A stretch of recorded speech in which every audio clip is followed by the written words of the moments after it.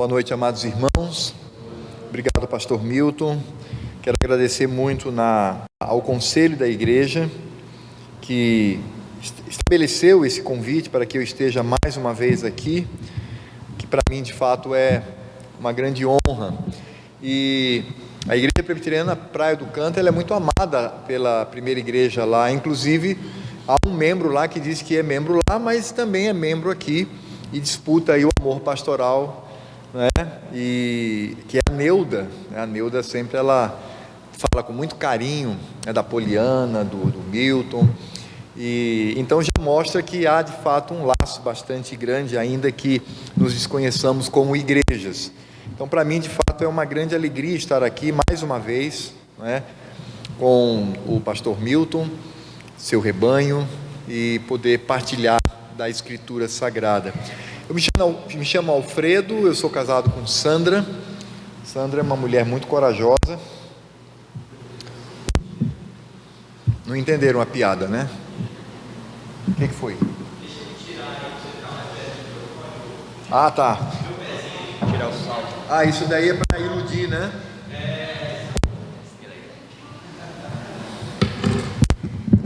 Melhorou? Porque senão eu posso pegar com a mão aqui. Então, eu me chamo Alfredo, sou casado com Sandra, e Sandra é uma mulher muito corajosa, inclusive, por conta disso. Nós temos 2 filhos, o João, ele vai fazer 24 anos, não posso errar, e a Ana, que vai fazer 23 anos. E nós louvamos muito a Deus pela vida dos nossos filhos, da nossa casa.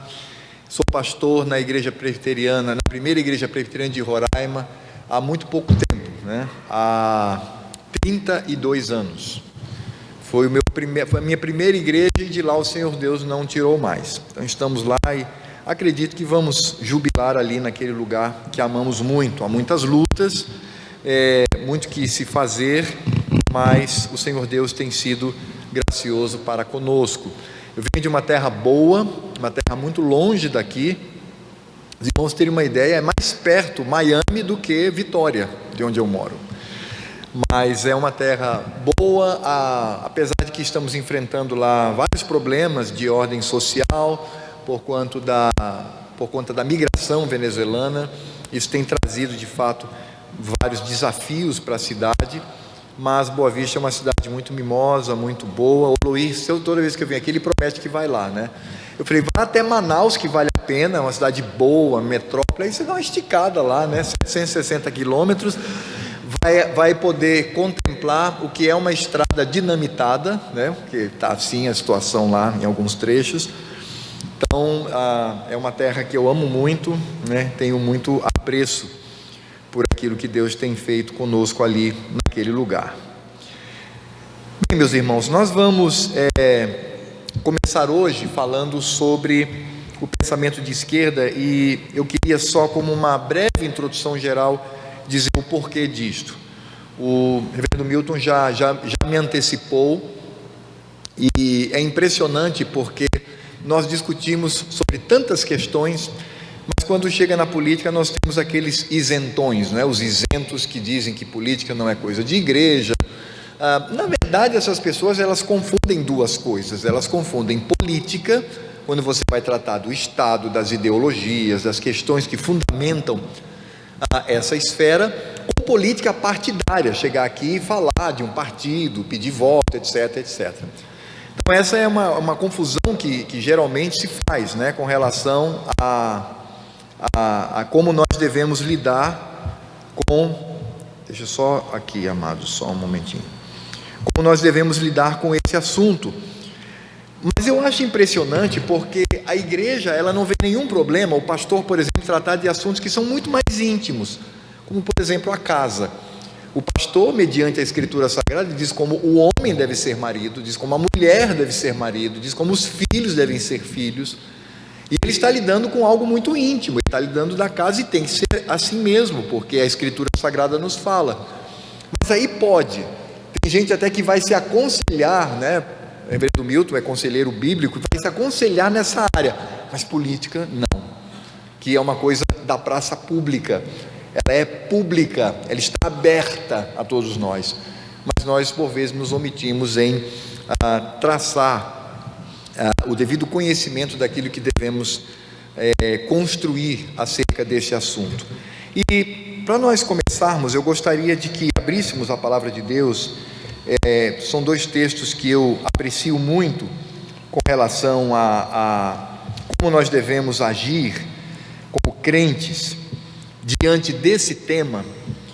Segundo aos Coríntios, o primeiro texto está em capítulo 10, a partir do verso 4. Eu não vou expor o texto, não é uma exposição bíblica, é apenas o texto da Escritura Sagrada para subsidiar aquilo que nós iremos falar doravante. Então, segundo aos Coríntios, capítulo 10, a partir do verso 4, diz assim a palavra de Deus. A partir do verso 3, melhor dizendo: porque embora andando na carne, não militamos segundo a carne, porque as armas da nossa milícia não são carnais, e sim poderosas em Deus para destruir fortalezas, anulando nós sofismas e toda altivez que se levante contra o conhecimento de Deus, e levando cativo todo pensamento à obediência de Cristo, e estando prontos para punir toda desobediência, uma vez completa a vossa submissão.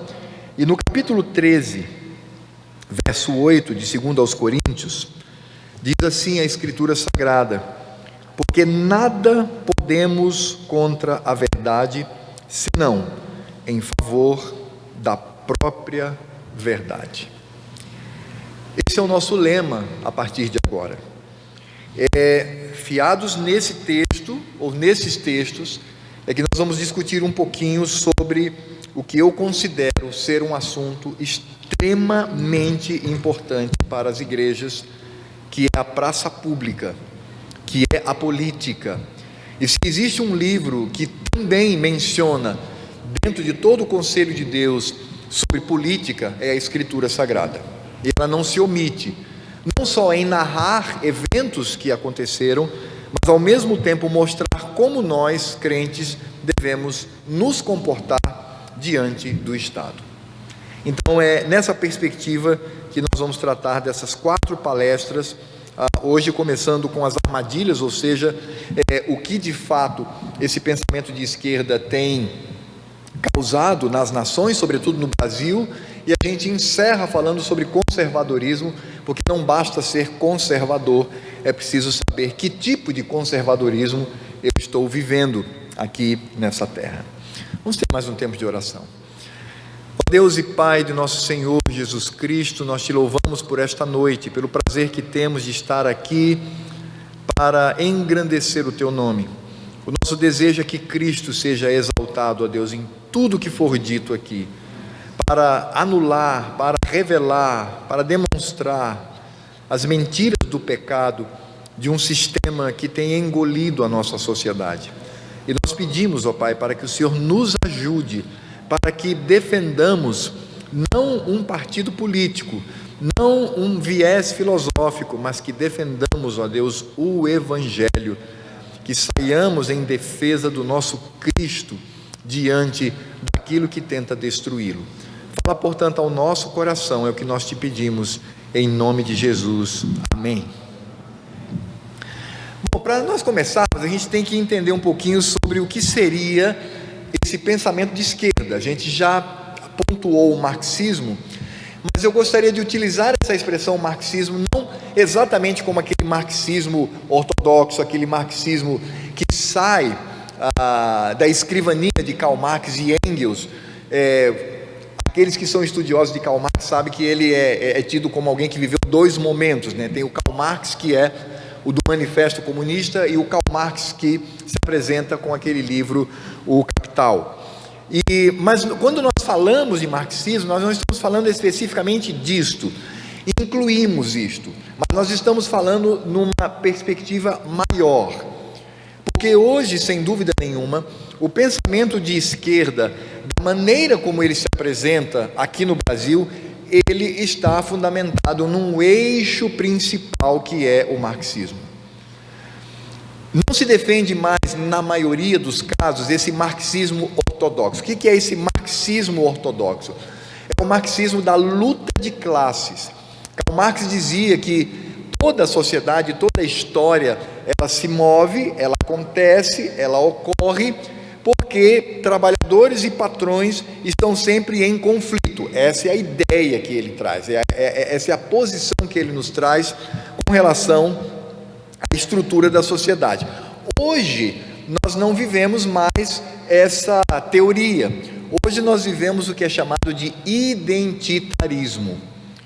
Mas por que identitarismo? Porque são os movimentos LGBTQI+, movimento feminista, povos tradicionais, são Black Lives Matter. Então, esses movimentos, eles estão inseridos dentro do que chamamos de identitarismo. Nós vamos amanhã falar um pouquinho mais sobre isto, mas o eixo continua. Porque qual é o eixo principal do marxismo? É a luta, é o conflito. Tudo se estabelece pelo conflito. Karl Marx dizia que se você retira o conflito da sociedade, você retira a história. Você não tem mais história. Então, desde o conflito no lar, quando jovens que entram na universidade e eles são envenenados por esse tipo de pensamento e começam agora a entrar em conflito com seus pais, este conflito, ele não apenas vai subsidiar, entre aspas, o que Karl Marx dizia, mas vai favorecer ao pensamento de esquerda.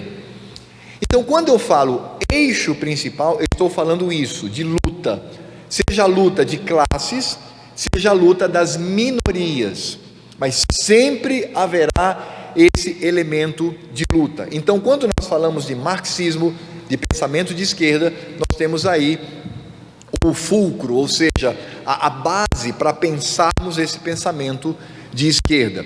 O pensamento de esquerda, ele é muito mais antigo do que imaginamos. Amanhã também, quando nós falarmos sobre o marxismo como uma religião, a gente vai lá para o século IV, para perceber como que se dá essa construção, mas o grande boom, vamos dizer assim, o grande início, a grande manifestação do pensamento de esquerda se deu, obviamente, em 1789, com a Revolução Francesa. A Revolução Francesa é o marco histórico e factual, ou seja, é o evento que promulga essa ideia do igualitarismo, da ditadura do Estado, da perseguição do Evangelho, e toda essa estrutura que nós temos embutida no pensamento de esquerda, inclusive aqui no Brasil. Então, o pensamento de esquerda, ele parte dessa perspectiva, não só a perspectiva da luta, mas a perspectiva do domínio da sociedade, dominá-la e controlá-la. Esse é o ponto, vamos dizer assim, é o alvo maior que se tem. Para quem aqui está na universidade sabe disso. Quando você está na universidade, o que se fala na universidade é só luta, luta, luta.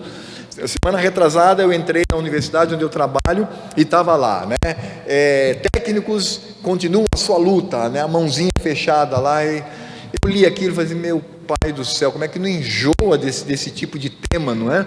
É luta, luta, luta o tempo todo, é enfrentamento, mas isso de fato é importante, e nós vamos ver isso hoje, é importante para que se consolide esse pensamento dentro da nação. Agora, algo que eu gostaria de revelar, porque nessa noite eu quero falar sobre dois tipos de seduções que existem no pensamento de esquerda. O primeiro, eu quero mostrar para vocês a sedução da nação. Então, como é que você prepara uma nação para que a esquerda ela possa tomar o poder, seja de que maneira for, mas como que ela vai tomar esse poder. E na segunda parte de hoje eu quero falar sobre a sedução, porque muitos jovens de igreja, jovens crentes, que estavam ali no Evangelho, se tornam esquerdistas. Então eu quero demonstrar rapidamente, espero eu, demonstrar esses dois pontos para os irmãos, e que a gente pense muito sobre essa questão, e saiba de fato qual inimigo contra qual inimigo nós lutamos. Para os irmãos terem uma ideia, semana passada saiu uma família da minha igreja, e uma das reclamações do marido é que a nossa igreja se tornou bolsonarista. Eu perguntei para ele, mas o que você quer dizer com bolsonarismo? Porque você precisa dizer.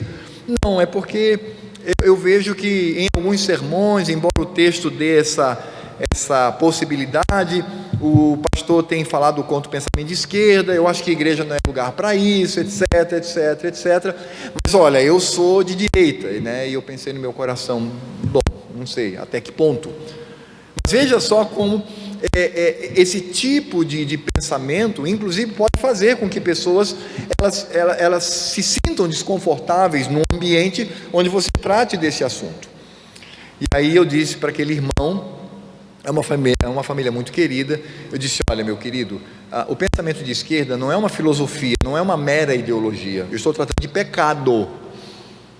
Então, contra o pecado eu vou pregar, seja político, seja individual, seja familiar, seja corporativo, seja o que for. Mas eu irei pregar contra o pecado, e a política não está isenta disto.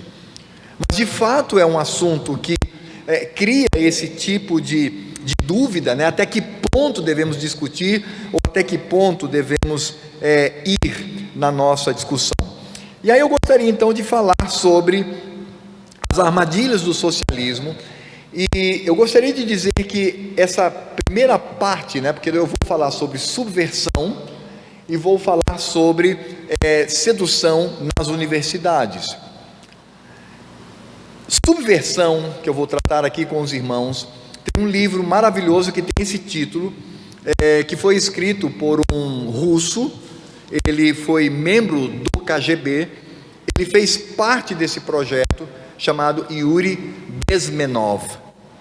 E esse livro já foi lançado no Brasil, não tinha apenas a entrevista dele com legenda, uma das entrevistas, foi lançado, e com base, não é exatamente o que ele diz, mas com base no que ele diz, eu quero demonstrar para os irmãos que existe sim, existe um projeto elaborado, um projeto arquitetado, existe um plano de tomada de poder na América Latina e de tomada de poder no Brasil.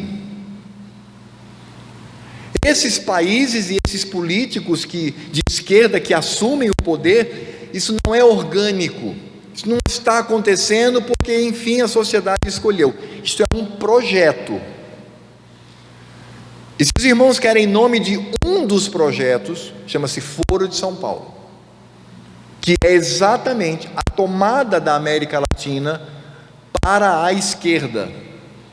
E nós vamos entender que, ao se tomar o poder pela esquerda, o Evangelho ele passará a ser perseguido. Vocês não tenham dúvida quanto a isso. Se você vir ali o esquerdista na igreja, seja qual for, etc., não se iluda com isto. Não se iluda, porque de fato o pensamento de esquerda é uma religião ateia, é uma religião pagã, mas é uma religião. E aqueles que aderem a esse pensamento, eles aderem a esta religião, e como veremos amanhã, se o Senhor Deus quiser, se você tem um embate entre a verdadeira religião, que é o Evangelho, e a religião satânica, mundana, carnal, pecaminosa, que é todo, não é só parte dele, mas todo o pensamento de esquerda, no coração daquele que abriga essas duas religiões, a que vence é a da esquerda. E ele vai relativizar o Evangelho. É por isso que nós precisamos compreender, irmãos, que é necessário, sim, não só ouvir, mas fortalecer os nossos irmãos dentro desse viés. Então vamos lá. Primeiro nós vamos tratar tratando sobre as armadilhas do socialismo. Eu gostaria de falar sobre subversão. Antes, porém, eu gostaria de trazer aqui uma introdução. Já falei um pouquinho sobre isso. Primeiro é a questão da mudança, como eu disse para os irmãos, né, do processo revolucionário, já disse isso. Karl Marx dizia que a revolução estava entre patrões e trabalhadores. Hoje nós temos a revolução com as minorias. Essas minorias agora que são, vamos dizer assim, o celeiro revolucionário para o pensamento de esquerda. E é imprescindível dizer que quando nós falamos sobre subversão, e isso é um projeto, irmãos, isso é um projeto elaborado. Esse projeto, inclusive, trouxe para o Brasil na década de 1960 a tomada do poder pelos militares. Advém desse projeto.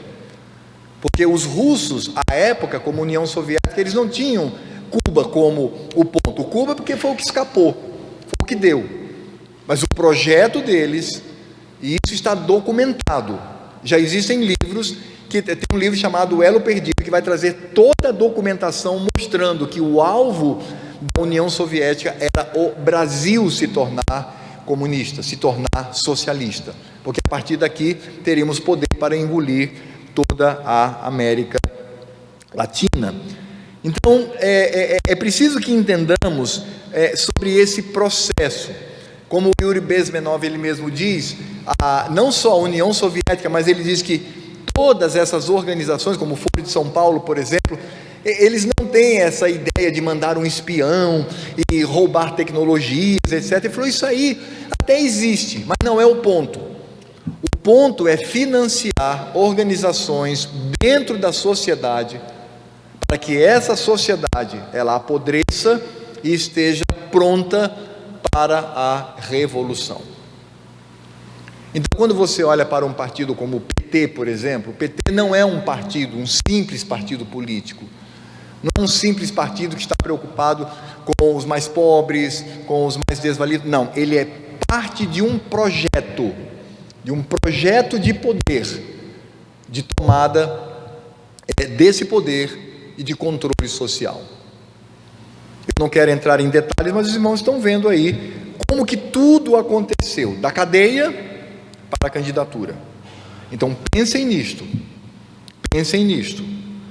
O que vigora, na verdade, não é a lei, não é a Constituição, não é a olhar para a letra como uma letra já morta, uma letra que não precisa de mudança. Não, é um projeto iluminista, é um projeto progressista, é um projeto de tomada de poder. E aí então nós vamos falar um pouquinho sobre subversão. O que é subversão?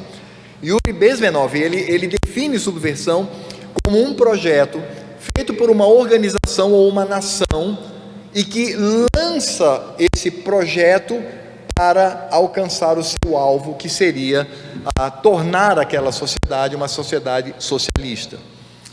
É claro que nós não temos mais a União Soviética, ele mesmo diz isto, mas nós temos organizações que seguem esse patamar. E é importante pensar que subversão, que é subverter a sociedade, ela também parte de alguns elementos históricos interessantes, como a escola de Frankfurt e Antônio Gramsci. Antônio Gramsci foi um filósofo italiano, marxista, onde ele, em rápidas palavras, dizia que você só pode tomar um país para o pensamento de esquerda via educação. Ele fala, é lá que você deve tomar o coração dos jovens para que eles se tornem esquerdistas. Talvez um dos que mais tenha seguido de perto esse tipo de pensamento é Paulo Freire. Paulo Freire, que foi o patrono, não sei se ainda é, da educação, ele mesmo dizia, o professor ele não tem que ensinar, ele tem que transformar seus alunos em militantes. Então os professores, sobretudo os professores do seu filho, lá na escola onde ele está, professor de história, professor de filosofia, professor de sociologia, professor de ciência, na sua grande maioria, o objetivo dele não é ensinar o seu filho, mas é transformá-lo num militante. Então, esse é de fato o elemento, como Yuri Bezmenov ele diz, é de dentro para fora, é apodrecer a sociedade de dentro para fora, e aí você ter a possibilidade de que as pessoas de fato assumam esse tipo de pensamento. Um outro elemento importante também é pensar o seguinte, esse tipo de visão vai contrariar aquilo que Karl Marx dizia. Deixe-me ser aqui bem mais didático nesse sentido. Karl Marx dizia que a revolução, tomar o poder, transformar uma sociedade numa sociedade socialista, deveria acontecer da seguinte maneira. Primeiro, você arma os trabalhadores com armas de verdade. Esses trabalhadores, eles tomam o poder à força. É um processo de guerrilha. Então ele vai, toma o poder, mata todos os capitalistas, mata todos os que... matar mesmo, paredão, botar no paredão, mata todo mundo. A partir do momento em que eles assumem o poder, esses trabalhadores, agora você vai mudar a mentalidade do país. Então você vai mudar a mentalidade do país à força, com o cano da arma na sua cabeça. Então ou você se torna revolucionário ou você será morto. Essa era a visão de Karl Marx. Tanto a escola de Frankfurt quanto o Antônio Gramsci, eles disseram o seguinte: não, isso não deu certo. Porque a partir de 1917, quando Lenin estabeleceu a sua revolução na Rússia, e Mao Zedong, na década de 1980, quando estabeleceu a chamada Revolução Cultural, ninguém queria ser socialista. Não é à toa que esse pensamento de esquerda já matou mais de 100 milhões de pessoas. Eu não disse 100 mil, eu não disse 10 milhões, eu disse 100 milhões de pessoas. De longe, em toda a história da humanidade, foi o tipo de regime que mais assassinou gente. Foi esse pensamento. E eles disseram: isso não dá certo, não adianta, porque quando você vai à força, o camaradinha lá, ele não quer abrir mão do seu capitalismo, ele não quer abrir mão do seu Uber, do seu shopping, do seu iPhone, ele não quer abrir mão disso. Ele não quer abrir mão de comer sanduíche lá no McDonald's, no Burger King, ele não quer abrir mão. Então nós precisamos inverter, é isso que eles dizem, vamos inverter. Não é primeiro tomar o poder, a força, para depois mudar a mente. Vamos inverter isso. Vamos tomar primeiro a mente deles. Quando eles estiverem convertidos, aí a revolução é bico. Porque agora nós temos pessoas que vão lutar ao nosso lado. Não é necessário arregimentar uma classe ou um grupo para tomar o poder. Não, toda a população, ou a maioria da população, está envolvida nisto. Então, a subversão, como eu coloco, como o Yuri coloca aqui, é exatamente esse processo. A União Soviética usou esse projeto, tanto de Antônio Gramsci como dos frankfurtianos, para tomar o poder de qualquer nação. E a subversão, ela está dividida em 4 fases. A primeira fase é chamada de desmoralização. A segunda fase é chamada de desestabilização. A terceira fase é chamada de crise. E a quarta e última fase é chamada de normalização. Então é exatamente isso que nós vamos falar aqui, sobre esse processo, o processo de subversão, e o Brasil, ele passa hoje por isto. A nossa nação, ela está sim sendo atacada por esse tipo de projeto. Mas vamos lá, o que seria desmoralização? Desmoralização é o período mais longo do processo. Por que é o período mais longo do processo? Olha só, a ideia deles é ganhar uma geração. Você não ganha uma geração em menos de 20 anos. Você não ganha. É uma geração, nasce, vive, vai para a universidade. Nós temos que ganhar essa geração. A partir daí, se torna mais fácil ganhar outras. Então, esse processo de desmoralização, ele leva, é o período mais longo, é o inicial, é quando eles começam a usar agentes que são chamados de idiotas úteis. Essa palavra não é minha, essa palavra é do próprio Yuri Bezmenov, ele dizia isso. Por que é idiota útil? Porque ele é idiota porque ele não sabe o que está acontecendo, ele simplesmente acha que está fazendo o bem, ele quer o melhor para o seu país, mas ele, obviamente, ele está sendo utilizado como instrumento. A melhor definição de idiota útil eu vi recentemente na internet. Diz que uma moça, ela pega o seu iPhone, ela chama um Uber, ela vai para o shopping, pega lá o Wi-Fi da McDonald's, depois de um gostoso lanche, aí ela pega novamente o seu iPhone e escreve: o capitalismo tem que acabar. Esse é o idiota útil. Ele nem sabe o que está dizendo. Ele apenas repete aquilo que aprende na sala de aula, aquilo que aprende na universidade.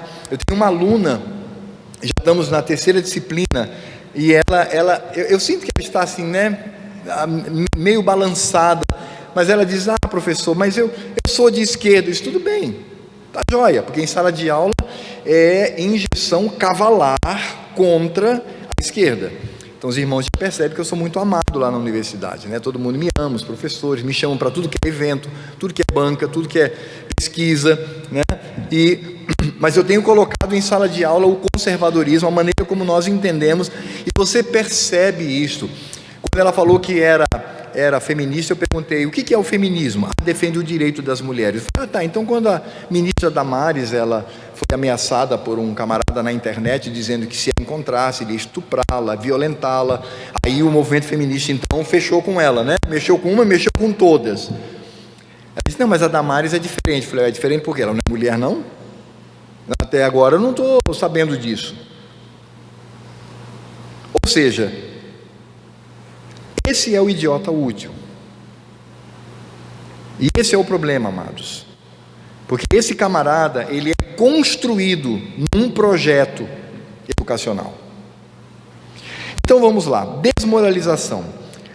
Um dos pontos principais e iniciais da desmoralização, eu volto a dizer, irmão, isso aqui não é uma estimativa, isso aqui é um projeto escrito. São alvos de um projeto elaborado para a sociedade. É isso que vocês têm que entender. Eu não estou tratando aqui de algo que, nas minhas pesquisas, ou nas pesquisas do BM9, ou de outras pesquisas, como por exemplo Tismaniano, que é um grande cientista político romeno, que também caminha muito nessa perspectiva. Eles criaram. Não, isso aqui é documento, isso aqui está escrito. É o alvo deles. É o alvo do pensamento de esquerda no Brasil. Por isso eles estão organizados. Por isso existe Foro de São Paulo, que é uma organização de poder e de tomada de poder. Então, o primeiro ponto que eles querem desmoralizar é o cristianismo. Esse é o primeiro alvo deles. Como que eles fazem isso? Eles vão simplesmente desvalorizar o papel transcendental. O que é transcendente? É aquilo que está fora da matéria, fora da história, é aquilo que pertence ao Senhor. Claro que o nosso Deus, ele é transcendente e ele é imanente. Não apenas porque ele está no alto e sublime trono, mas ele está aqui conosco também. Mas o próprio Cristo encarnou. Cristo era Deus encarnado. Não é nessa perspectiva. Na perspectiva, quando eu uso a palavra transcendental aqui, eu falo, por exemplo, da esperança do crente. Qual é a esperança do crente? São dias melhores? Bom, então a gente precisa ir lá para o sermão, o sermão profético de Cristo no templo. O que ele vai dizer sobre o que esse mundo vai enfrentar até a vinda do Filho do Homem. Nossa esperança é o céu. Nossa esperança é a eternidade. Não há esperança nesse mundo. Como Mircea Eliade, que era um antropólogo e um filósofo da história, dizia: quando eu olho para a história, dizia ele, eu vejo terror. Eu vejo só isso, terror. É o terror da história. E de fato nós vivemos dessa maneira. É por isso que Santo Agostinho ele vai dizer que existem duas histórias. Existe a história sagrada do Evangelho, que é transcendente e que nos leva para a eternidade, e existe a história dos homens, que é uma história de terror, de traição, de guerra, de matança, de injustiça. Mas eles vão desvalorizar isto. Eles vão dizer que isso é tolice. Eles vão dizer que é um absurdo você ficar aí como um crente, falando só da eternidade. Ei, vamos resolver o problema aqui agora. Vamos transformar esse mundo agora. Você não é cristão?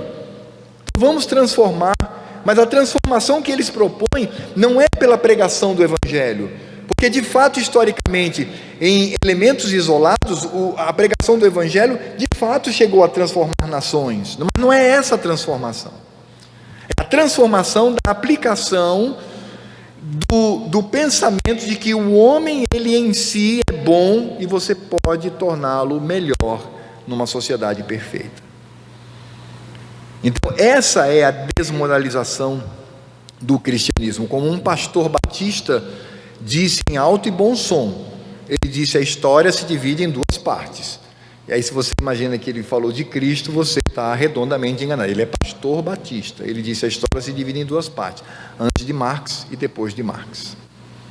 Porque Karl Marx de fato ele foi o homem de Deus para abrir os olhos para que a gente possa ver a injustiça nessa terra e lutar por uma justiça melhor.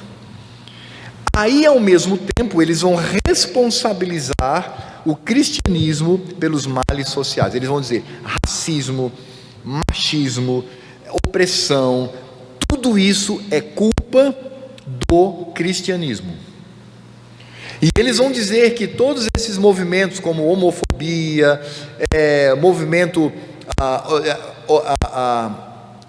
contra os negros, contra os povos tribais, eles vão dizer: quem veio aqui e matou, o que é obviamente uma farsa histórica, né? Esse é outro problema também, a farsa histórica que está embutida nisso aqui. Mas eles vão dizer: quem veio aqui e matou todos os indígenas e tal, foi o cristão. Ele veio em nome do Evangelho. E eles começam a construir esse tipo de argumento e começam a nos empurrar como crentes, como os algozes, como os assassinos, como aqueles que são responsáveis pelos males sociais. Por isso eles desprezam e por isso eles querem destruir. Não se engane. Vou dizer uma coisa para você, meu irmão: não se engane. Se uma pessoa ela adota, ainda que parcialmente no coração dela, qualquer filosofia da esquerda, ele se coloca contra o Evangelho. Porque, como eu disse, entre o Evangelho e a filosofia de esquerda ela vai vencer relativizando-se o Evangelho. A desmoralização ela também se dá pela corrupção da educação. Então você tem aqui a desvalorização, por exemplo, das ciências rígidas. Se você olhar para as estimativas hoje das universidades no Brasil, as vagas oferecidas nos cursos de ciências sociais são o dobro das outras áreas: engenharia, matemática, física, medicina, enfermagem. O que se oferece no curso de ciências sociais é exatamente o dobro do que esses outros cursos oferecem. Mas nesse curso que tem o dobro, apenas 1/3 cola grau, pelo menos dentro do tempo necessário. Ou seja, o que você quer de fato é valorizar as ciências que diretamente estão ligadas a esse processo. É claro que até mesmo o professor de engenharia, ele também está ali idiotizado. Meu filho se formou agora em engenharia, ele falou, um professor há alguns anos, pela fala, vocês vão ver que já faz um tempinho, entrou em sala de aula, a primeira coisa que ele disse foi, fora Temer, é golpe. Meu filho disse assim: sim, professor, vamos lá, né? Vamos estudar integral, vamos estudar limite, vamos estudar geometria, vamos estudar matemática, né? Eu só estou aqui para isso. É óbvio que nesses cursos também existe esse tipo de atuação.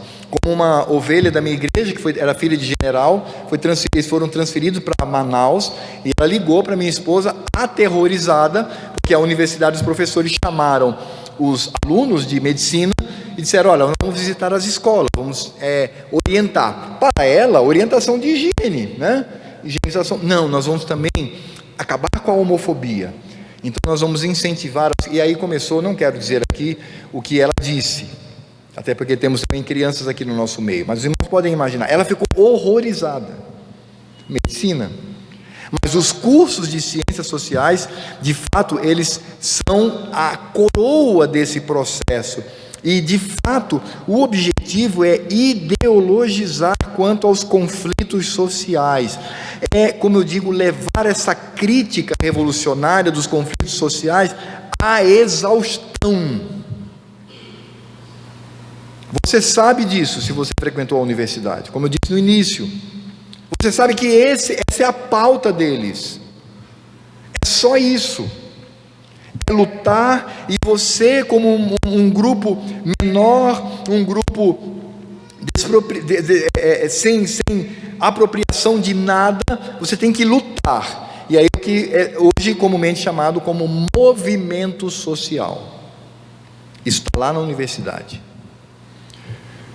Eu sou professor na universidade há 30 anos, irmão, 29 anos. 29 anos eu sou professor de uma universidade federal. Eu posso dizer para você com toda segurança: a esmagadora maioria dos professores de lá esperam seus filhos para torná-los militantes de esquerda.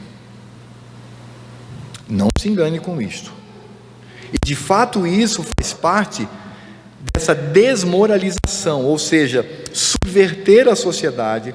E essa desmoralização, ela não se dá apenas pelo cristianismo, mas também por essa visão educacional, o desarranjo da vida social, ou seja, eles querem promover a falsificação das esferas existentes.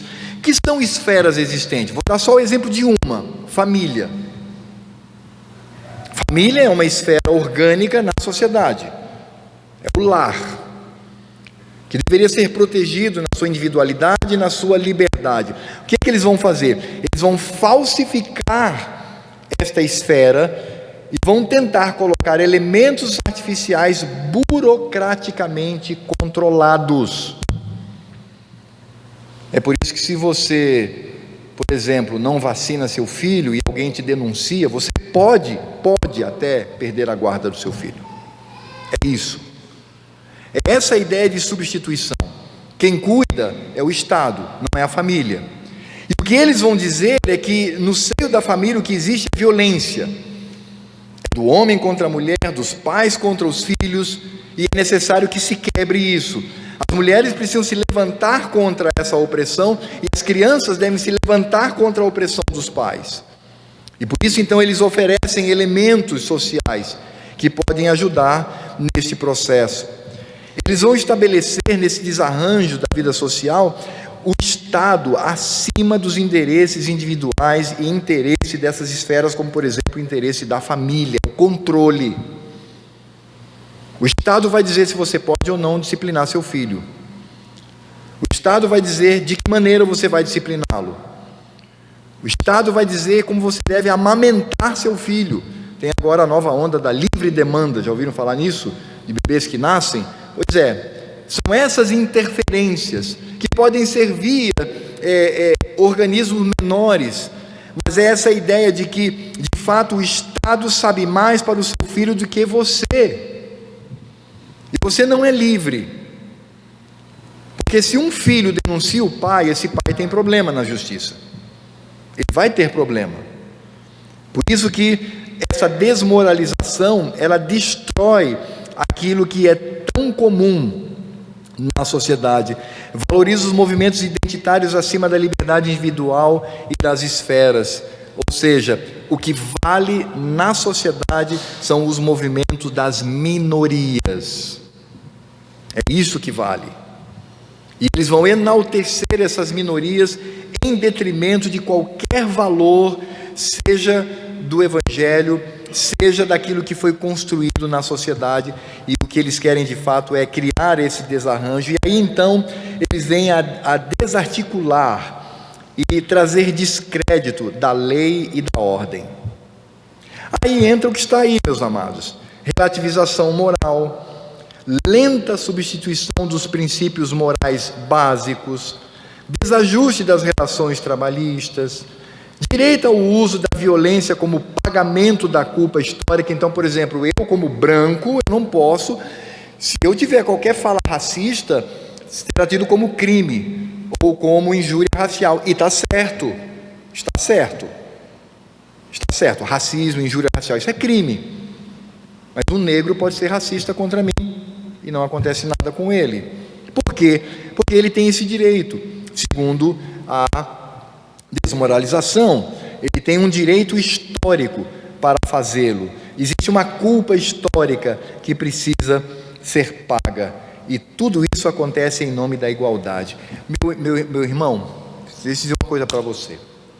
Há 20 anos, volte 20 anos na sua vida, Você imaginava que nós teríamos em determinados lugares a liberdade total de se entrar no banheiro não importando o sexo?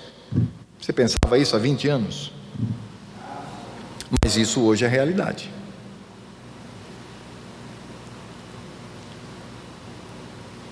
Entende o que eu estou dizendo? Isso hoje é realidade. Um absurdo há 20 anos. Mas esta moralidade, ela foi, como nós poderíamos falar, transmutada. E aí então, quando eles desvalorizam essas áreas, aí entra como sequência a desestabilização da nação.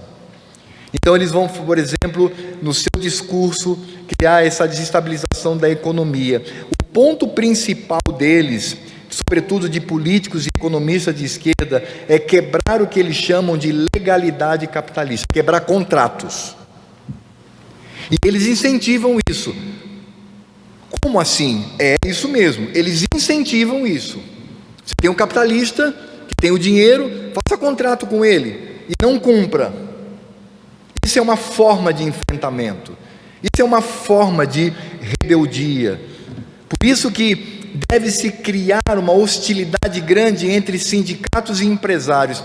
Você sabe que a esquerda diz que o maior inimigo do trabalhador é o patrão, né? Já ouviu falar nisso? Talvez alguns até tenham acreditado nisso. É verdade, né? Porque não é assim. E quando você tem o trabalhador como inimigo do patrão, o redentor é o Estado. Ele entra para redimir todo o processo. Não é assim. O maior inimigo que existe do trabalhador e do patrão é o Estado. Só que eles omitem isso. Eles destroem. Eles entram para controlar todas as coisas, e isso de fato gera essa incerteza.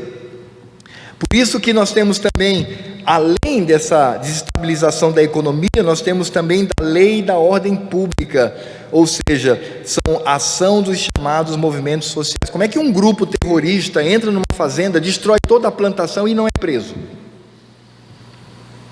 Como é que um grupo terrorista entra na sua propriedade, toma a sua casa, não necessariamente que você está morando, ainda, e você tem problemas com isso? Como fica o direito à propriedade privada? Esses elementos, eles já estão engendrados, inclusive, na nossa própria sociedade. Agora, é interessante porque quando, e volto a dizer, isso aqui é um projeto escrito, orientado. Quando se tem essa área toda quase que tomada, existe também um elemento importante nisso, que é a função desestabilizadora da mídia. Então, quando você vê hoje jornais como Folha de São Paulo, Estadão, Rede Globo, Bandeirantes, e você tem aquela sensação de que ele não está fazendo jornalismo, ele está fazendo militância política. Isso não é impressão, isso é projeto. É exatamente isso que eles desejam. Por isso que hoje no Brasil houve um desmantelo nessa área. Hoje essa área está desmantelada e os esquerdistas estão desesperados. Sabe qual é o desmantelo disso tudo? Chama-se internet, chama-se YouTube, chama-se Facebook.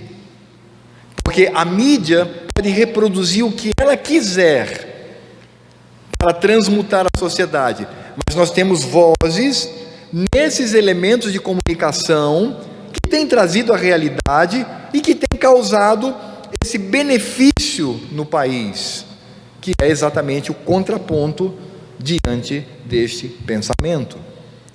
Mas de fato, veja só, narrativa versus realidade. Esses meios de comunicação não vão estar presos à realidade, sim a uma narrativa política. Politização de tudo pelo viés progressista. Quer um exemplo disso? Pandemia. Pandemia é um problema de saúde pública. pandemia deveria ser um problema dos médicos, dos pesquisadores, dos cientistas. Não, mas aí a mídia entra e ela começa agora a politizar. E ela vai dizer o lado certo, ela vai dizer o que devemos fazer. E aí, nesse sentido, olhando para a mídia, nós temos essa pauta da esquerda versus informação e entretenimento. Quando você vai ao cinema hoje, quando você assiste uma novela hoje, faz tanto tempo que eu não assisto, acho que desde a minha adolescência, mas eu não tenho medo de errar. Na maioria das vezes, quando você vai assistir a esses programas, o que existe ali é, entre aspas, lacração. É isso que existe. Um dos últimos bastiões nos Estados Unidos que resistia contra isso, mas cedeu, foi a Disney. E eles já disseram, vamos botar para quebrar. É exatamente isso. Você toma a pauta e você vai utilizar essa pauta para criar essa desestabilização social. Você não tem mais o interesse na informação. Quando você vai assistir a um desenho animado como Branca de Neve, ou quando você vai assistir a um desenho animado como, sei lá, qualquer um outro, você vai ali para rir, vai se emocionar, você vai para o cinema para ver aventura. Não. Você percebe que por trás daquilo existe uma filosofia. E é a filosofia progressista. Muitas novelas hoje fazem sucesso porque mostram cenas ousadas propostas pela esquerda. É isso que eles fazem. E isso não é porque a emissora escolheu, não é porque ela decidiu, mas é porque isso é, de fato, parte de um projeto. Você já ouviu falar sobre política do cancelamento? Política do cancelamento, amados, é uma ditadura da linguagem. Você não pode mais falar o que você pensa. Você não fala mais o que você pensa. Quem aqui teria, vamos dizer, a ousadia, sendo aluno da universidade, chegar lá e dizer assim, não, para mim, a Bíblia diz que a homossexualidade, assim como o adultério, assim como fornicação, assim como tantos outros, é de fato um pecado diante do Senhor. Quem é que tem coragem de fazer isso? Ou seja, existe cerceamento? Existe. E a política do cancelamento é parte dessa função desestabilizadora da mídia. E aí vem a crise. Então veja só, primeiro desmoraliza, depois desestabiliza, e aí estabelece a crise. É quando você tem aí uma sociedade colapsada.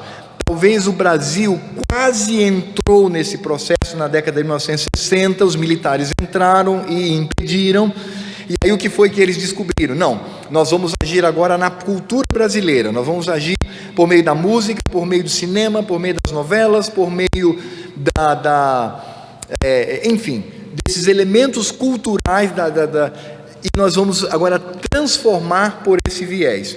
Os militares não se preocuparam com isto, esse foi um dos grandes erros dos militares. Eles deixaram a cultura livre, e aí foi onde eles encontraram todo esse celeiro para trazer o Brasil como nós temos hoje. Mas se nós não estivermos atentos, a nossa sociedade ela vai colapsar. Como, por exemplo, está o Canadá. O Canadá hoje é um país difícil de se viver. O Canadá hoje bota na cadeia quem se omite de usar termo neutro para quem exige. Você é multado. Você não pode fazer isto. Então é exatamente a sociedade que vive esse colapso. Então você tem a instauração de uma grave crise, onde a culpa é do capitalismo e da cultura judaico-cristã. Você tem um aumento da criminalidade e da desordem geral, onde o crime ele é relativizado. Qual é o problema de se roubar um celular para tomar uma cervejinha? Qual é o problema? Por que isso? Por que matar os nossos jovens? Mas que jovem é esse? É o cara que está com 38 e tira a vida de um pai de família. Então você tem esse aumento e você tem essa narrativa que satura a nossa mente, e a instauração do medo, do desespero, aí então inicia-se o processo revolucionário. Esse é o ponto, de acordo com a subversão, é o ponto bom para que você entre e faça a transformação. Sabe quem usou isso com maestria? Foi um homem chamado Hugo Chávez, na Venezuela. Foi isso que ele fez. Ele ganha, chama uma constituinte e transforma a Venezuela num país socialista. Porque a revolução, ela não se dá só com armas, ela não se dá só pela violência, ou uma guerra civil. Claro que pode acontecer movimentos guerrilheiros na América Latina, é o que mais temos. Mas existem várias maneiras de se instaurar por meio da crise. E aí vem a última fase, quando já está implantado. Vamos tomar a Venezuela como exemplo. Chegou no poder? Chegou. Não sai mais? Não sai mais. Então agora nós vamos normatizar. E a normatização seria, primeiro, a regularização de um partido único, de um partido forte, de um partido político que não sai nunca do poder e do Estado totalitário. Para vocês terem uma ideia, um prefeito petista em São Paulo, há muitos anos, queria sancionar uma lei proibindo saleiro nos restaurantes, na mesa dos restaurantes. Aí você pergunta, por que você quer fazer isso? Aqui teve? Pronto. Não porque eu quero proteger a hipertensão. Não, não é proteger a hipertensão, então nem aí para você. Isso é controle. Isso é controle social. Eu lembro que quando eu soube disso, eu disse, qual é o problema? Se eu, que eu tenho problema de pressão, quero comer 1 quilo de sal para ver a coisa, qual é o problema disso? Por que o Estado vai decidir se eu como ou não? Por que o Estado vai decidir se eu tomo tal remédio ou não? Por que o Estado vai decidir o meu protocolo de saúde? Irmãos, isso é controle. Isso é controle social. Aliás, a pandemia, ela demonstrou isto. A pandemia revelou algo que Jean-Jacques Rousseau e tantos outros do passado já sabiam. Sabe qual é a fórmula? Uma sociedade com medo abre mão da sua liberdade. Vou repetir. Uma sociedade com medo abre mão da sua liberdade. E a pandemia mostrou isso. Daí toda essa afetação, essa falsidade de transformá-la numa hecatombe, foi séria, foi grave, sim. Eu perdi um cunhado, eu perdi entes queridos, não estou dizendo, não estou minimizando, mas o que eu estou dizendo é que se utiliza de uma realidade tão dura, tão triste, tão sofrida, para o controle social. Porque sabe o que eles dizem? É muito simples. Oi, está com medo? Tô. Você está com medo de morrer? Tô. Olha, muito prazer, eu sou o Estado. Se você deixar, eu cuido de você. Mas para eu cuidar de você, você tem que me obedecer. Acabou. E aí então, quando eles têm essa regularização, né, de um partido único, da supressão de todas as liberdades, aí vem a eliminação de focos antirrevolucionários. Como eu já disse para os irmãos, um controle social severo e a imposição da ordem social e econômica, ordem aqui entre aspas. Socialismo é brasileiro matando brasileiro. É isto. Qual é a diferença de um movimento revolucionário e de uma guerra, por exemplo? É que na guerra o povo se une contra o inimigo externo. A esquerda divide a sociedade em inimigas e luta para se destruir. Agora a gente faz a seguinte pergunta, não é? Qual é o estágio que nós vivemos hoje no Brasil? Que estágio nós estamos aqui no Brasil? E você pode ter certeza de que nós estamos a caminho desse processo. Deixe-me só dizer uma coisa para você. Todo conservador cristão, ele é pessimista com relação a esse mundo. Se você é conservador cristão, você tem que ser pessimista. Você não tem que ser otimista. Porque o mundo não vai de ruim para bom. O mundo vai de mal a pior. É óbvio que nós devemos pregar e falar em nome do Evangelho para mostrar, porque o que eu estou falando aqui não é uma mera filosofia que deseja o poder, mas eu estou falando aqui de um movimento satânico e pecaminoso que se levanta contra o Evangelho. É isso que eu estou dizendo. Eles entram em nações que historicamente foram formadas pelo Evangelho, como o próprio Canadá, como a Austrália, e destrói por dentro. Por isso, nós precisamos entender que todo o movimento político que nós vivemos no Brasil, grande parte dele está inserido na subversão. A subversão é uma realidade fática, ou seja, está acontecendo no Brasil, está acontecendo no seu estado, está acontecendo no seu município, está acontecendo no seu bairro. E o que de fato nos move, em contrário, é decidir se eu luto pela verdade do Evangelho ou se eu vou ceder às mentiras que se levantam contra ele. Aí eu gostaria de falar aqui na segunda e última parte, que eu chamo de sedução, porque a pergunta que a gente faz é: como é que tantos jovens, tantas pessoas dentro da igreja defendem o pensamento de esquerda? É estratagema para formar grupos desses idiotas úteis. Volto a dizer, essa expressão não é minha. O próprio Yuri Bezmenov utiliza isso, e essa expressão foi utilizada também por outros, inclusive marxistas. Porque o que é o idiota útil? É você usar aquele cara como bucha de canhão. Ele não sabe, ele está sendo idiotizado, mas ele está sendo ali como um cão, como um pitbull, que vai à frente, e ele está disposto a morder todo mundo. E aí então eu venho atrás e resolvo a minha questão em termos de totalitarismo, em termos de pensamento de esquerda. E o que seria essa sedução? É a formação de intelectuais e profissionais que são transformados em militantes. Meu jovem, se você está na universidade, vacine-se contra isso. Porque o seu professor, como uma organização maior, quer transformá-lo num militante de esquerda. E como que se dá essa sedução? Por que tantos jovens, como eu já vi nesses quase 30 anos de universidade, eu já vi jovens evangélicos, não só presbiterianos, mas de outras denominações, irmãs, entrarem ali tão voltado para a sua igreja, tão voltado para o evangelho, e saem como monstros, não só no pensar, mas fisicamente, eles se laceram.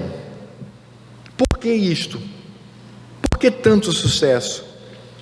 E aí eu gostaria de propor aqui rapidamente sobre as 3 armadilhas que são utilizadas, porque essa sedução, na minha concepção, ela ocorre pela oferta de uma falsa intelectualidade, uma falsa virtude e uma falsa liberdade. É isso que eles oferecem. Então vamos lá. O que seria essa falsa intelectualidade? Imagina um aluno, ele entra na universidade, o desejo dele é ser um intelectual, ele quer ser um pesquisador, ele quer ser um professor, ele quer ser um bom profissional, e o desejo dele é esse. E de repente ele descobre que existe sim a oportunidade de ele se tornar alguém apto naquela área, pensando aqui mais especificamente no intelectual, que é aquela pessoa que lê muito, que pesquisa e que tem uma voz forte na sociedade, porque ele transmite a verdade da ciência. Ele deseja ser assim. Só que a universidade oferece para ele o seguinte: você só pode ser assim se você for de esquerda. Porque se você for cristão, conservador, liberal, positivista, ele começa a dar uma série de opções para ele, dizendo: se você estiver desse lado, você será burro, ignorante, você será um tapado. Agora, se você quiser se tornar uma pessoa inteligente, você tem que se tornar de esquerda.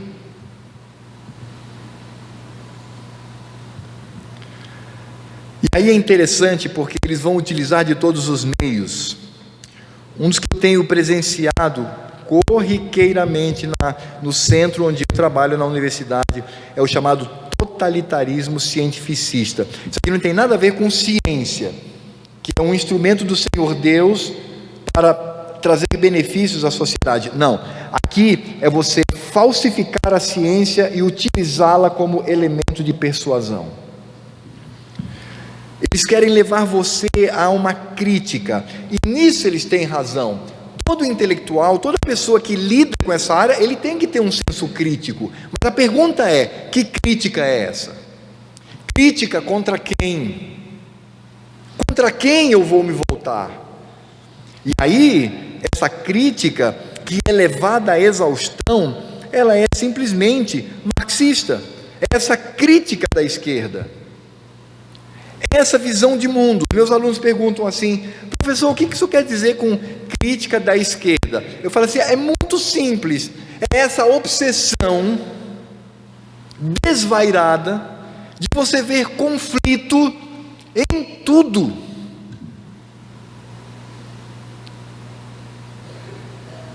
Se um pesquisador, por exemplo, da área de humanas, da área de religiões, vier aqui e estudar o reverendo Milton, o conselho dele e o envolvimento dele com o povo, ou se for lá para Linhares, lá para a segunda igreja, e pesquisar ali o reverendo Renan e todo o seu conselho, o que ele vai escrever? Ele não vai escrever assim, olha, realmente é um grupo que tem caminhado, tem aprendido acerca do Evangelho, tem tentado vivenciar aquilo que se coloca como ensinamento de Cristo. Não!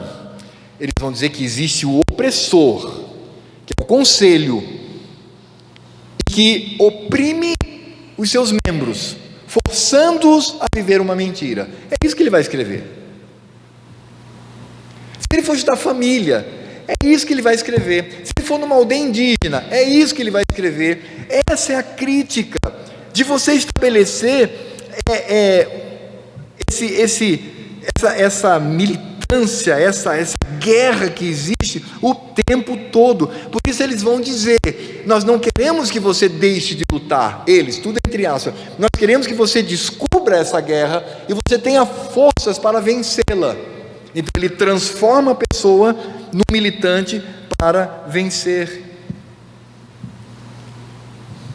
É por isso que os jovens hoje em dia, ainda que tratem com certo respeito, desconsideram a sabedoria dos pais, desconsideram a sabedoria dos mais velhos, porque é ultrapassada, porque eles estão a serviço de um sistema maior, que é o capitalismo. Por isso que você tem essa obsessão, é uma teoria obsessiva da construção simbólica e social. O que é essa teoria? Essa teoria diz que o ser humano, ele não nasce com uma natureza humana, ele nasce nada. Como dizia Jean-Paul Sartre dizia que esse copo, quando ele foi feito, ele já foi feito com a sua natureza, ele foi feito para viver assim até quebrar. Então, bota água, bota líquido, etc. Esse é o copo, é a natureza do copo. Esse microfone também, quando ele foi construído, já foi construído com a sua essência. Ele nasceu microfone e ele vai viver microfone. Ele diz, mas o ser humano não, o ser humano nasce nada. E tudo que ele se torna é construído. Desconsidera a natureza humana. É por isso que hoje, sexualidade é construída pelas pessoas. Elas vão decidir o que elas querem ser. E você tem aí cerca de 23 opções. 23 opções do que você deseja ser. Essa é a obsessão. É por isso que eles vão dizer que essa moralidade que existe, como não matarás, não adulterarás, ter a família, de onde vem isso? Aí você vai dizer assim, isso vem do meu Senhor, isso veio de Deus. Não veio de Deus de coisa nenhuma. Eles vão dizer, isso é construção humana. Por isso que você tem o direito de subverter, porque foi um ser humano que nem você que inventou isso, então você pode ir contra.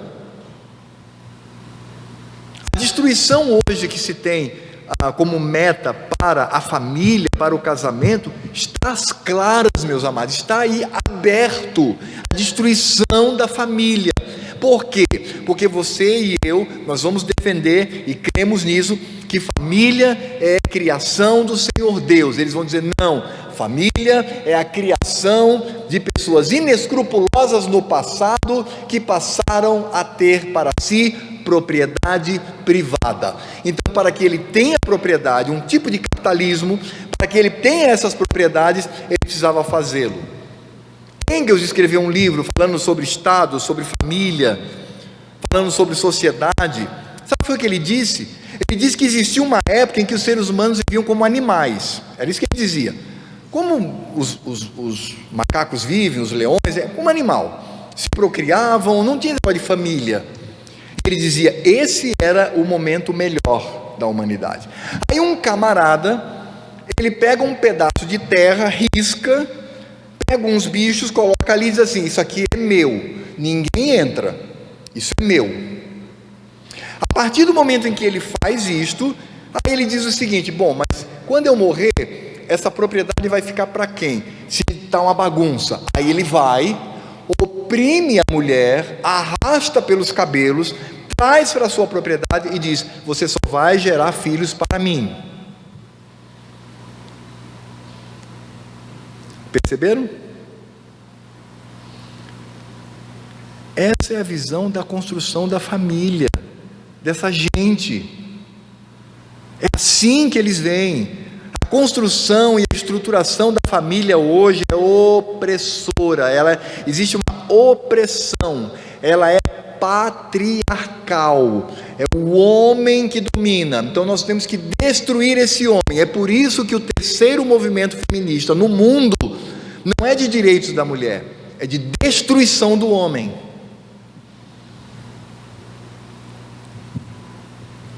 Só que, quem dera eu estivesse falando aqui de suposições, mas eu estou falando aqui de realidade no Brasil.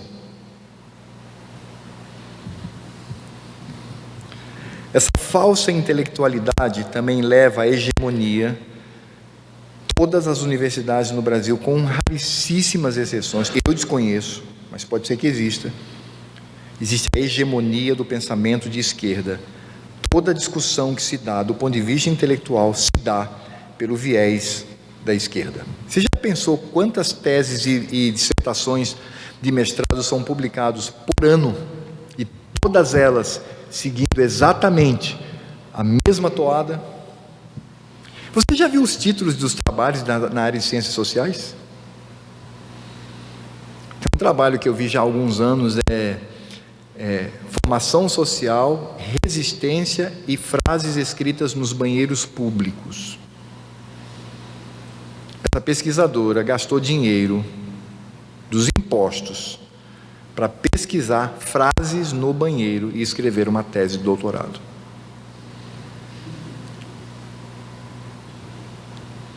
Além dessa hegemonia, nós temos chamado espiral do silêncio.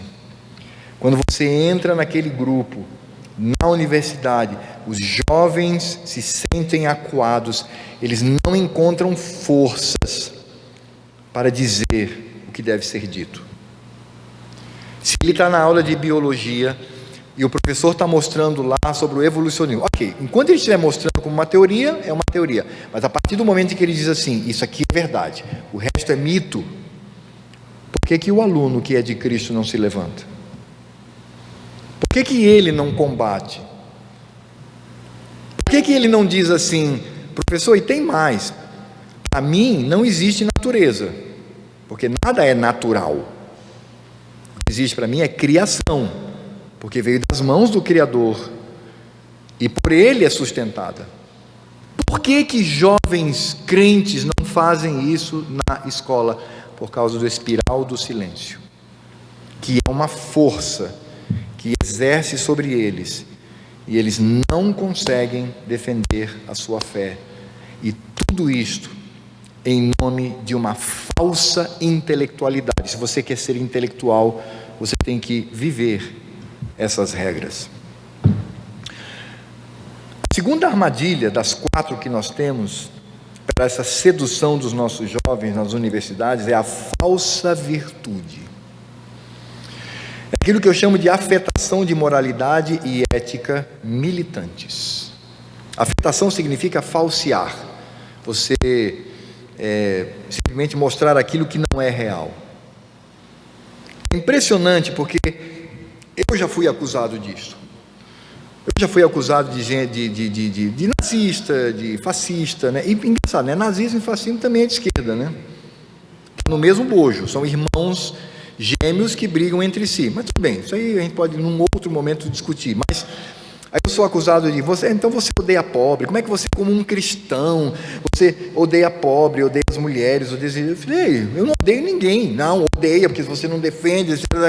É a falsa moralidade, a falsa ética.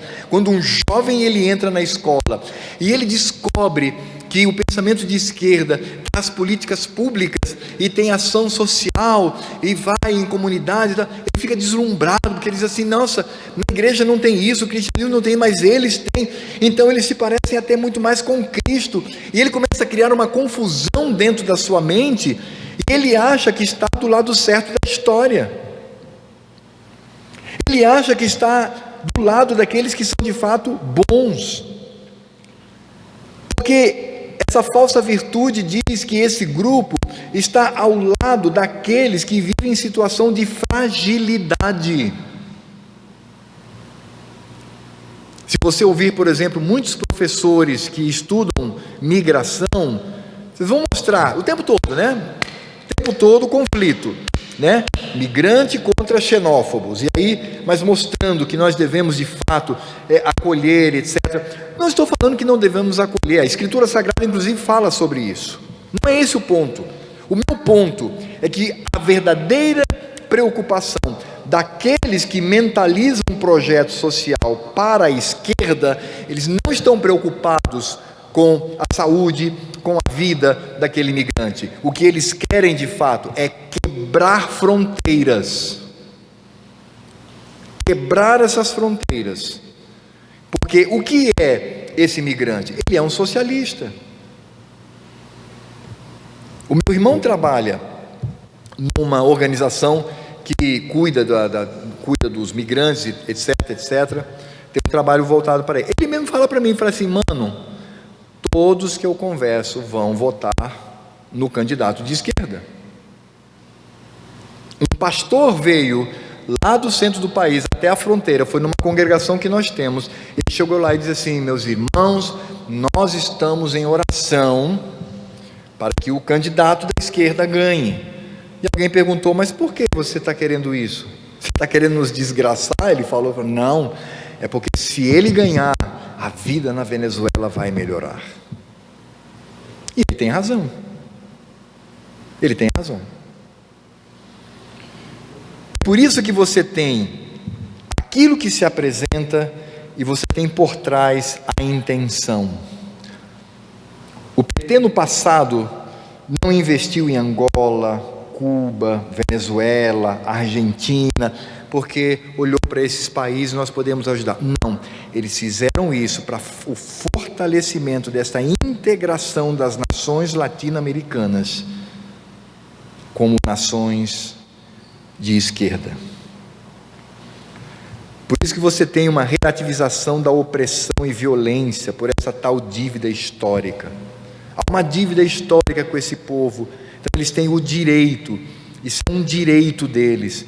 Tudo isso é falsa virtude, mas o que nos espanta é que jovens que são da igreja, eles acreditam que estavam do lado errado da história, que o cristianismo é só blá blá blá teológico, que nunca viu o pastor dele arregaçar as mangas e sei lá, para uma comunidade e tal, nunca viu isto. E ele, então, em confusão, ele vai dizer, eu quero estar com eles, porque com eles, vejam só, eu posso me tornar inclusive um verdadeiro cristão. E a terceira armadilha e última, para encerrar hoje, é a falsa liberdade. Eles oferecem intelectualidade, eles oferecem virtude, entre aspas, e eles oferecem a liberdade, entre aspas. E eles vão dizer que essa liberdade, ela vai ser vivenciada por aqueles que aderem ao ambiente de esquerda. Agora, é uma liberdade falsa diante de uma sociedade igualitária, do desejo de uma sociedade igualitária. Eu vou falar isso um pouquinho amanhã, mas já vou dar spoiler aqui. Você sabe o lema da Revolução Francesa, né? Liberdade, fraternidade e igualdade. Nós vamos aprender que esses lemas vieram do Evangelho, né? Então você vê que se transforma numa religião pagã. Você sabia que quando eles tiram esses elementos, já estou até falando que eu vou falar amanhã, mas enfim, quando eles tiram isso do transcendente, da escritura sagrada, do fato de que nós somos um povo em Cristo, quando eles tiram dessa realidade e empurra para a história, empurra para a nossa vivência, isso é uma mentira, porque na nossa sociedade é impossível você viver liberdade e igualdade ao mesmo tempo. Ou você é livre, e aí você será diferente, ou você é igual, e não terá liberdade. Mas você percebe que na cabeça dessas pessoas isso é tranquilo. Então, de fato, o que eles têm é esse desejo de uma sociedade igualitária, porque essa sociedade igualitária, ela é muito mais fácil de controle, é muito mais fácil você controlar uma sociedade que é achatada num sistema de vida do que uma que é formada por pessoas livres. E aí, quando eles oferecem essa liberdade, eles oferecem também a possibilidade da libertinagem, e essa libertinagem eles confundem com a verdadeira liberdade. Eu tive uma aluna que entrou na minha sala, ela deixou de fazer uma prova, ela entrou na minha sala, chorosa, e disse: professor, eu não pude fazer a sua prova, etc, enfim, ok. Disse: por quê? Não, um amigo meu cometeu suicídio, eu estou arrasada. E aí eu: não, senta aqui, vamos conversar um pouquinho. Comecei a conversar com ela, e num dado momento eu perguntei: você tem alguma igreja, alguma religião? Sou evangélica, sou da igreja tal, minha avó me leva, eu vou com ela. Ah, que bom, e aí? Não, sou bem integrada lá. Eu disse para ela: filha, então apegue-se a Cristo, vá à sua liderança, peça ajuda para tratar o seu coração. Eu também, embora eu tenha que ser ético com o meu colega pastor, mas se você quiser, eu estou aqui também, e não abra mão disso, não abra mão da sua santidade, não abra mão. E ela chorando diante de mim, eu orei com ela. No final do curso, ela era lésbica, ateia e desfigurou o corpo, porque para eles isso é liberdade. A liberdade não é para enaltecer como o Evangelho, mas a liberdade que é libertinagem é para destruir. E quando você fala em falsa liberdade, você está falando da destruição dos valores morais e éticos da sociedade, que ainda sobrevivem como uma certa influência do Evangelho. Como aborto, por exemplo. Aborto só existe quando, contrário à vontade da mãe que quer ter aquele bebê e criá-lo como filho, ela perde. Quando ela perde o bebê, não por ela, mas por situações orgânicas, e ela chora a perda do seu bebê, porque ela gostaria que ele nascesse com saúde e cuidasse dela, aí sim, você tem a interrupção de uma gravidez. Agora, uma mãe que vai numa clínica e deliberadamente autoriza que o seu filho seja morto e retirado, isso é assassinato. Só que esses elementos, eles não são vistos dessa forma. Hoje, obviamente, eles tomaram a palavra aborto e colocaram apenas no sentido de que a mãe tem direito sobre o seu corpo. Eles roubam, trazem um novo significado e aquilo então passa a ser utilizado. Sabe por que eles fizeram isso? Porque é feio dizer assassinato. Não é feio? É feio dizer isso. Não, vamos usar aborto. Alguns até dizem: não, vamos falar de interrupção de gravidez. Essa é de fato a liberdade que eles oferecem, e os nossos jovens, eles são atraídos porque eles acham interessante esse meio intelectual, eles acham interessante essas virtudes sociais, ele acha interessante viver a liberdade. E tudo é utilizado como armadilha para seduzi-los. E aí eu gostaria de concluir a palestra de hoje dizendo 3 coisas. Primeiro, irmãos, é que o Brasil tem sido alvo desse processo desde a década de 1950. Existe uma horda, uma organização. Não é teoria da conspiração não, viu, amado? Fique tranquilo. Existe uma organização que se apresenta de várias formas para transformar o Brasil num país socialista. Conseguiram na Venezuela, estão conseguindo na Argentina, Cuba, nem se fala porque ainda é no velho modelo, e o alvo que eles têm, você e eu, é a nossa nação.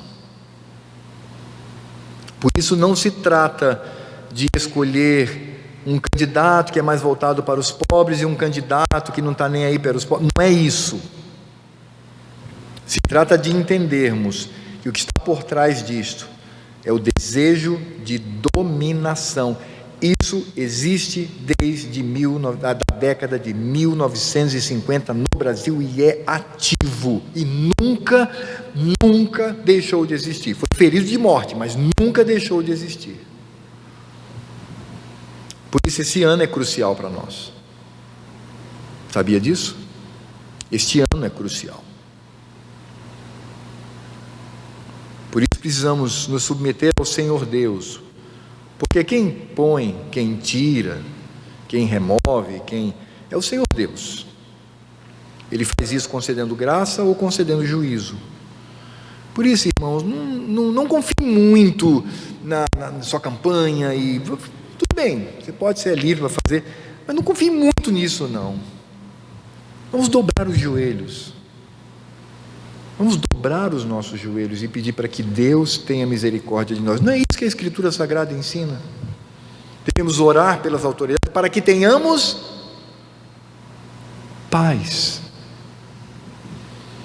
Então, antes de, claro, você fazer a sua campanha, isso aí é um assunto que diz mais respeito ao conselho da igreja, enfim, os níveis, enfim, mas o que eu quero dizer é que nós devemos orar pelo Brasil.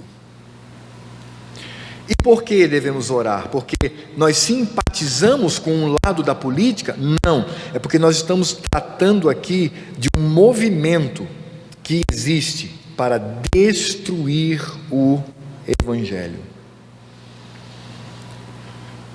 Nós temos que admitir, como diz o Luiz Felipe Pondé, eu concordo com ele, apesar de discordar de muita coisa, mas ele diz que o socialismo perdeu na economia, porque onde entra acaba, arrasa tudo, perdeu na política, porque onde ele entra cerceia as liberdades, mas o socialismo ganhou na cultura.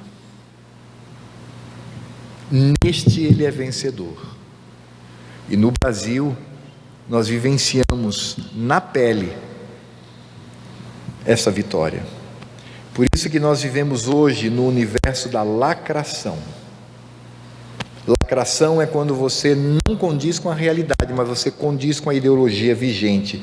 Eu defendo essa ideologia. Então, tudo que eu falo é justamente para fortalecer em detrimento da realidade.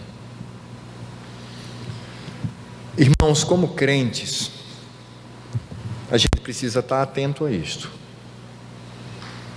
Isso é o que nós vivenciamos. Por isso eu digo, o caminho para nós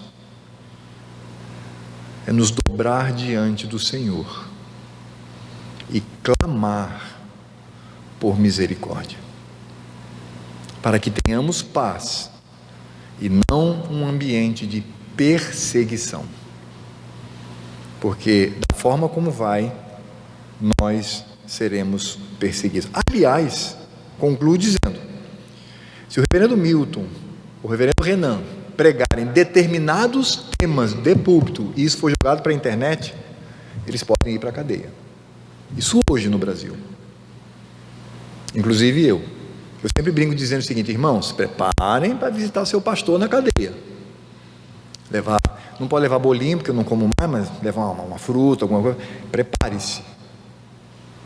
E nós já vivemos parte dessa realidade no Brasil.